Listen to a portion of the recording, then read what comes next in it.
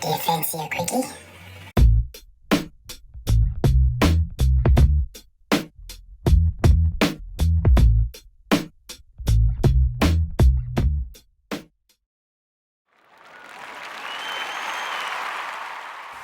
G'day everybody, thank you very much for watching. This is a little demo of nice little country scene, pretty simple. Want to have some nice shadows. That looks quite purple on camera, doesn't it? It lightens up a lot.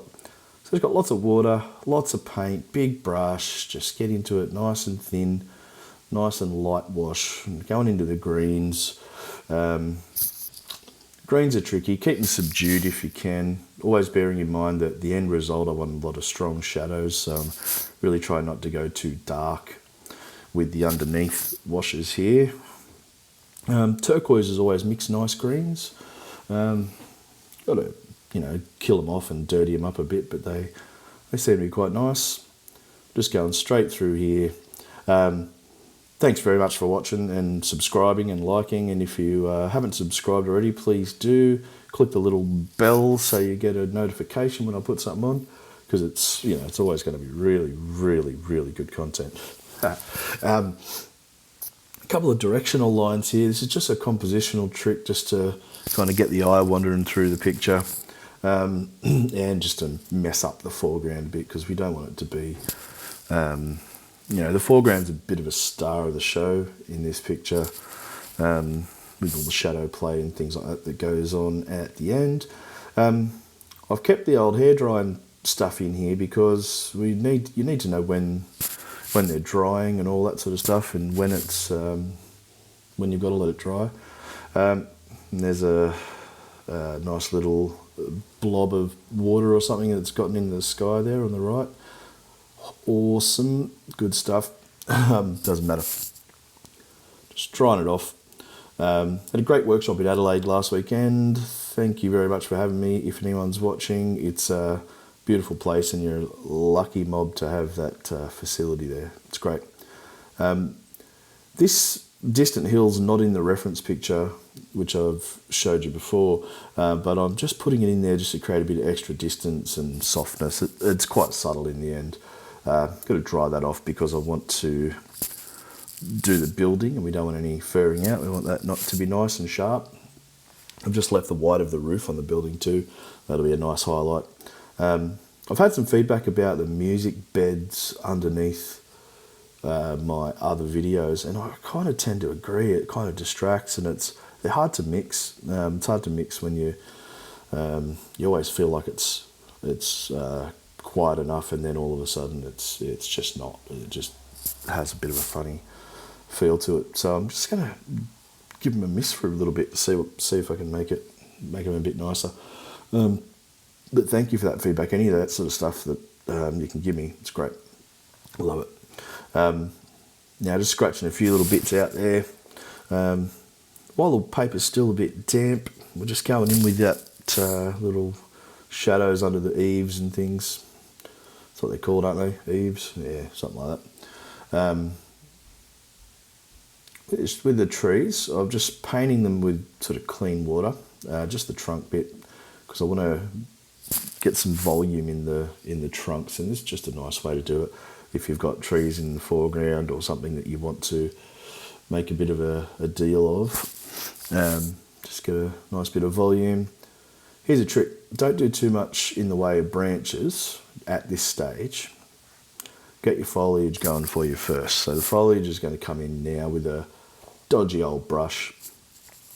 Just an old rubbishy, crappy brush that I'd punish and, get into these all sorts of weird shapes and stuff. So you can see it,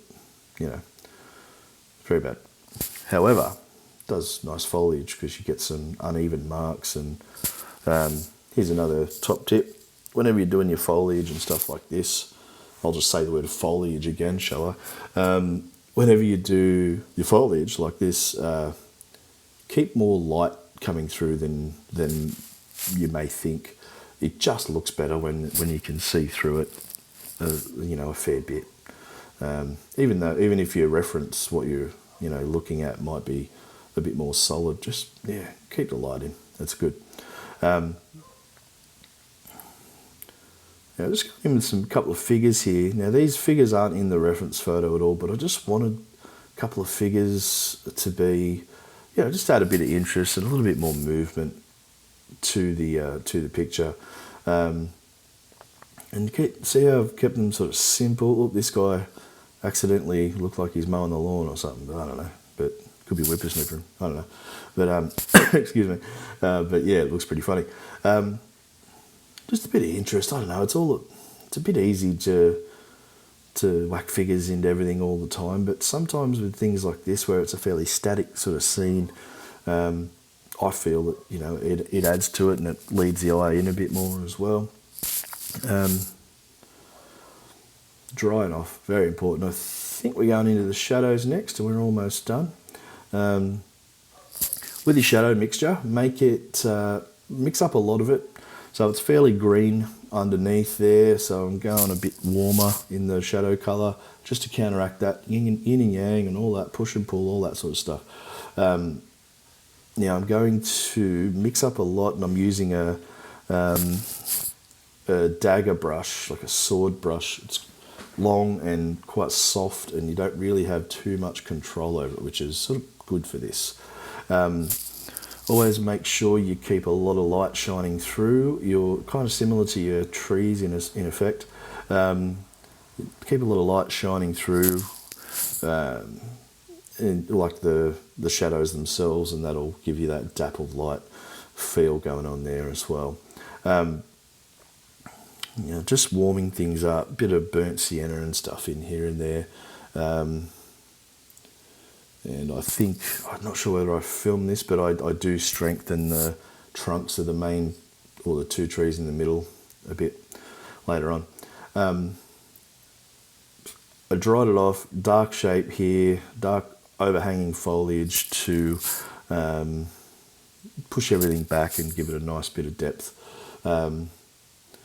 Same brush again, the same dagger brush, but it's a lot more, a lot thicker and a lot less water in the mixture itself. And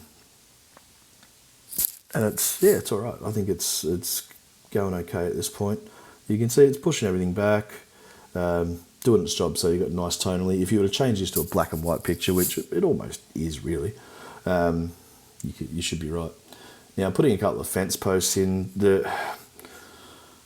it can be a double-edged sword with fence posts, so you can make too much of them and lose it, or you can paint them clumsily. They've got to be painted in one stroke, or as best you can, and that's it. But in this case, it does just sort of lead us in and gives us a bit of depth there as well. Obligatory bits of colour and just touches of things here and there. All that stuff up that I just splashed on dies off a lot. A couple of white highlights. Usual thing with the white highlights, and it's just to add a bit of interest, and you don't want to do too much of it because it will detract from the quality of the work if there's too much white. Now with this little gel pen, I'm just doing a couple of little deliberately clumsy lines for the fence posts, just to keep it looking a bit real. Birds go in with the gel pen as well. Here we go. We should be able to peel the tape off, and I'll show you a picture of it when it's dried as well. So we'll see it when it's dried, but thank you very much for watching. Glad you like it.